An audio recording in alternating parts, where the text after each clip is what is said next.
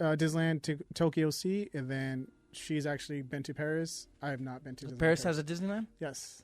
That's the only one I'm missing. I didn't even know. Yeah. I haven't been there, but I know. I know because my daughter, she watches all those YouTube videos where it's like they show you the secrets of. Right. Mm-hmm. So she loves those. And then I'll be chilling, and then the next thing you know, I get into it. And Yep. I'm like, where's that at? That's not in Disney. No, It's no, really we gotta cool. go. Are you a big Disney person, Speedy? Not really. No? No. It's all Superman for me. DC. But But I love the Marvel stuff. Sure. I'm not really. I'm not. Marvel I'm, came like, and killed it with that, bro. Yeah. Marvel came along. I don't and know it's about just all like, that, but I'll say here this. we go. Here we go. No. I'm not. No, look. I love everything that Marvel has brought out.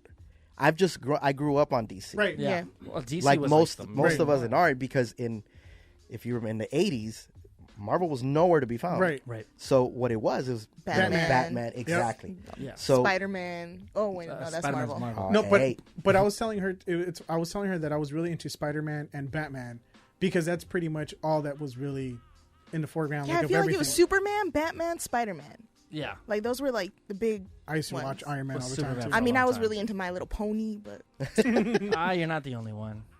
Yeah, so We used DC, to like Care DC for Bears. me. But like I said, I'm not one of those fanboys that it's either or. I think Right. they're both great universes. I think they're hella entertaining right now. Yeah. Everything that both companies are putting out is really, really awesome. Yeah, Right. they got Black Adam's going to be, that's a DC one, a DC property. And they're supposed to have like Hawkman in that. And it's supposed to be. Exactly. They have I like the like the competition. They're Yeah. one up and everybody has to, they're kind of like, and pushing the bar. it's awesome to see them just try to Are to they do though? I'm just kidding. like for me honestly right now I'm a diehard Titans fan right now. So it's on DC. I know what you're talking about. For HBO Max, and I'm just that thing is just awesome for me right now.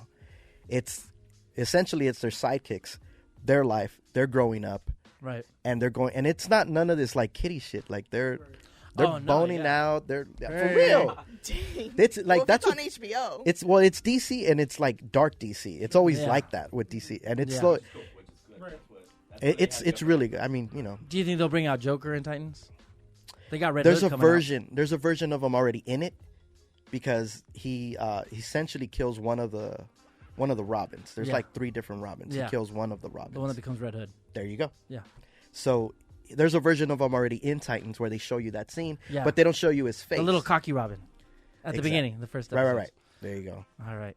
Rigo, Yes. what cartoon did you watch? I mean, obviously you watch cartoons, but did the cartoons lead to the artwork? Yes, influence. X-Men, the classic cartoon. The Spider-Man. da-na-na-na-na-na. and I Venom. love that. That was the shit, man. Yeah. Da-da-na-na-na. So Yeah. yes, that and then definitely Spider-Man with Venom.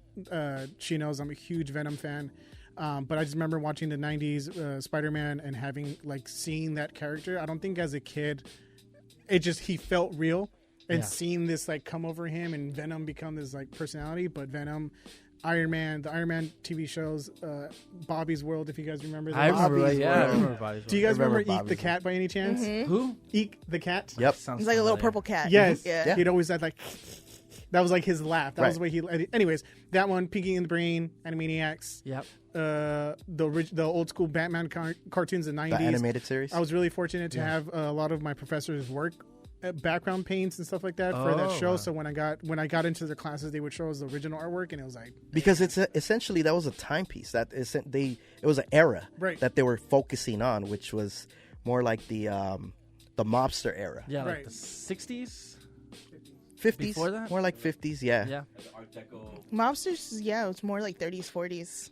And way back oh, when. okay. Yeah. and as a kid, it's funny because you're just watching the cartoon, Right. You don't know that that's what that is. Yeah. You're just watching Batman do his thing, so you're just like, oh man, this is awesome. Well, the animation was kick-ass. I mean, Yeah. the chisel chin on Batman and Like, that have was you cool, guys man. watched that recently? Like, if you go Yeah. back and you backtrack to some of those episodes, they're not all just like kid friendly. a lot of these They're shows are very None of them Yeah. are. Yeah, they're very like adult Sophisticated. minded. Yeah. Yeah. Even watching the X-Men, if you guys go back and Yeah. rewatch the X-Men, a lot of the stuff they talk about is so relevant to what's going on now that that's why I Yeah. feel like these cartoons are very timeless because even we started watching the Fresh Prince again, and even that type of storytelling and all that, it's so relevant. The to narrative. The narrative is the same narrative today. and it's like not Same much one. has changed. So I feel like if you can rewatch that, and as an adult, you're like, I 100% can see where You're you're talking coming about from. social justice issues? Just You know, everything. like the Like- mutants are like mutants and they're marching against the mutants. And Right. the mutants are Yeah. like, we're just trying to find Same it. thing. Yeah. Pandemics.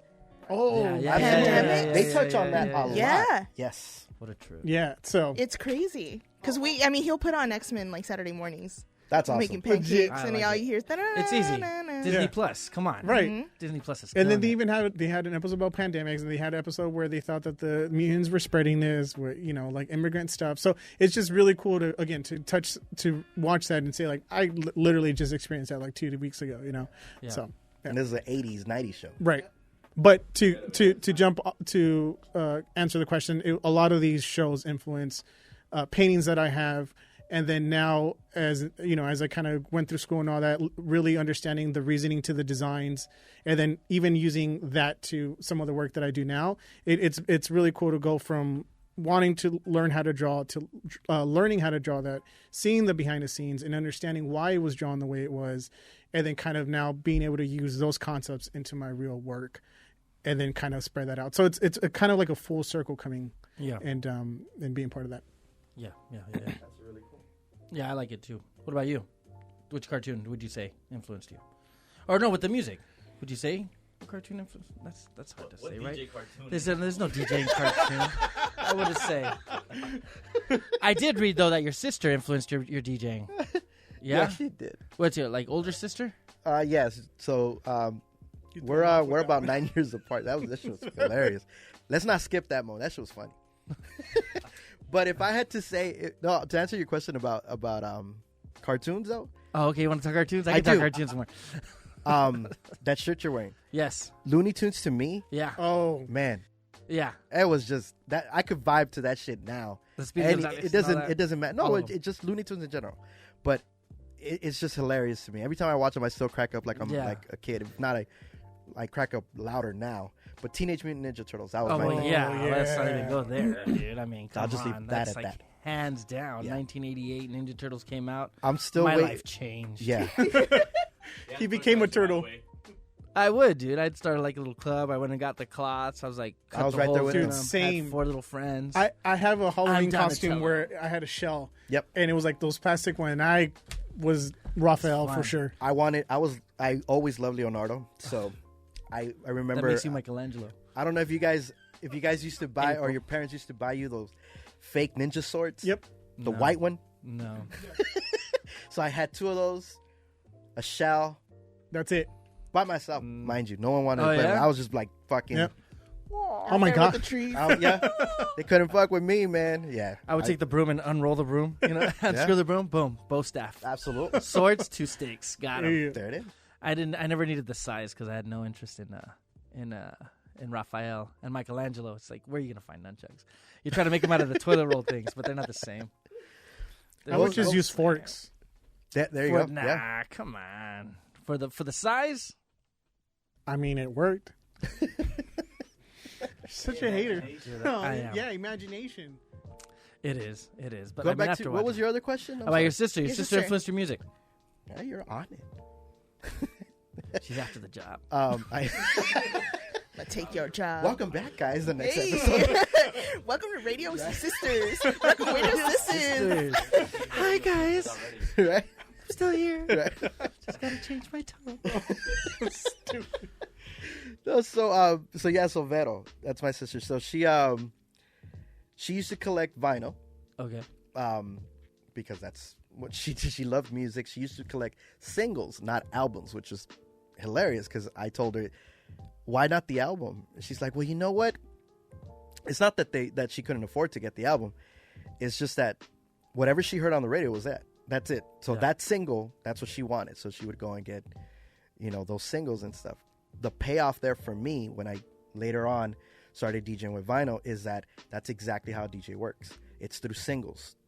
Trying to find a song on an album, on a record, if it's like 3 or 4, tracks Yeah. in, and it's To like nail the song. Yeah, and you're queuing it. I mean, I had to do that a couple of times because there was just albums that I bought, but essentially you just want a single. So little did I know that I was just gonna start using her records just to start up, doing that.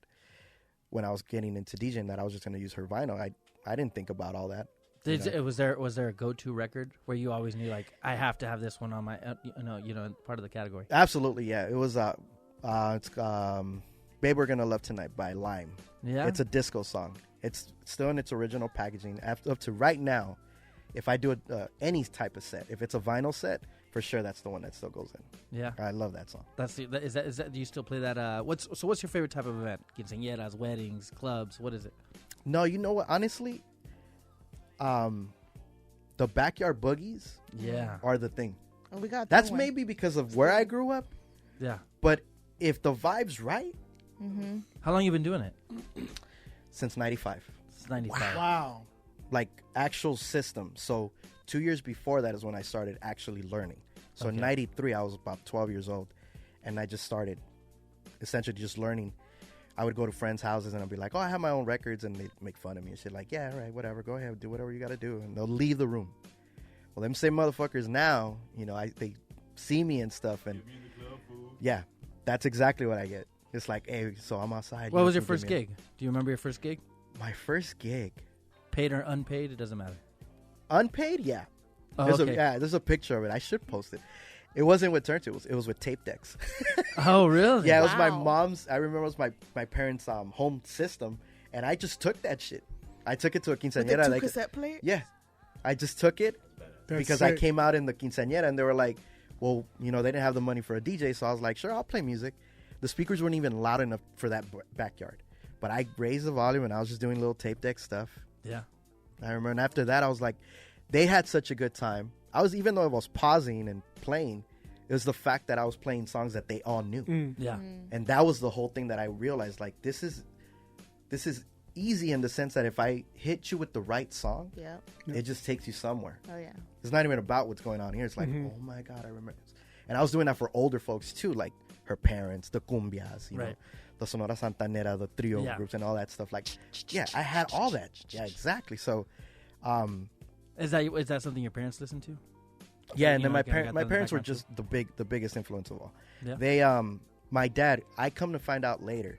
So he was a DJ in Mérida. So my parents are from Mérida, Yucatan. That's by Cancun. It's a small little town. Now it's big. But so he would do that. That was his side gig. He would DJ. And they had these big ass alarm lights. You know, like the ones that they show in the 70s shows and stuff like that. So he used to have those big ass ones. And there were just two of them. He had a red one and a green one. And then he'd get there with vinyl. And what they had to do, they didn't have two turntables. They just had one turntable. So what he would do is he had vinyl playing on one and then a tape deck on the other. So the music never really stopped. That's hilarious because I'm like, who thought of that back then? Like, just for the music to keep flowing, they would essentially have two different sources. Yeah. That was pretty cool. Did he have a DJ name, your dad? No, not that I could think of. They called him El Negrito because he was that's a DJ dark name. But just because of his complexity. But going into that, my parents would throw parties every weekend. And then when they would get crunk, they would tell me. They would put them in order, the records. This is how I want you to play them. That was my dad. This is how I want you to play them. And just play them. And he had enough for like 2 hours. Wow. So the whole time that I'm there, I was bored out of my mind. Like, just putting these tracks. Yeah, because you weren't into that music, right? At the time, yeah. It was all Sonora Dinamita. It was Acapulco Tropical. All these tropical, cumbia groups. And I'm just like, okay, where's the English stuff, And I tried to toss them in there. My dad writing up. You fucked up. That's it. You're done. He takes me out. Yeah, exactly. So yeah, my whole family and they were just a big influence on me. So it's not rare that I winded up where I'm at. So. Yeah, that's cool. That's awesome. Germans over here. Armando Manzanero is from there. Yes, Armando Manzanero. What kind of music did Armando Manzanero do? Oof, that's ballads. Romanticas, right? Yeah. Yes, I do kind of remember that. Mm-hmm. He wrote a lot of the Luis Miguel stuff, Juan Gabriel, you name it. He worked with everybody. For the most part, this guy was like like this big. Yeah. But that guy, I mean, he could write songs, bro. He essentially that's what he lived off of to his ending of his career. He just lived off just producing and writing music for big names. Everybody went to him. And the thing about this guy is that All he wanted at some point was just for his